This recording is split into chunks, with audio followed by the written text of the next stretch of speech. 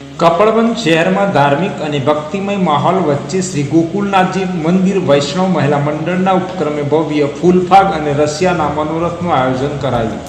શ્રી કપડવંજ દશા પુરવાડા મિત્ર મંડળના અગ્રણી પરિવાર પૂર્વીબેન પરાગભાઈ શેઠના સૌજન્યથી આયોજિત આ ધાર્મિક કાર્યક્રમ શ્રીમદ ગોકુલ ચતુર્પીઠ સાથે સંલગ્ન શ્રી ગોકુલનાથજી મંદિરના આશીર્વાદથી યોજાયો હતો. આ કાર્યક્રમ સીટવાડા ખાતે આવેલા આયોજક યજમાનના નિવાસ સ્થાને યોજાયો, જેમાં વૈષ્ણવ મહિલા મંડળ તેમજ પોરવાડ જ્ઞાતિ મહિલા મંડળની બહોળી સંખ્યામાં મહિલાઓ ઉપસ્થિત રહી હતી અને ભક્તિભાવ સાથે ધર્મ લાભ લીધો હતો. કાર્યક્રમ દરમિયાન ફૂલફાગ અને રસિયાના મનોરથ દ્વારા ભક્તિમય વાતાવરણ સર્જાયું હતું, જેમાં ભક્તોએ ભજન કીર્તન અને ધાર્મિક ભાવનાથી જોડાઈને આધ્યાત્મિક આનંદ અનુભવ્યો હતો.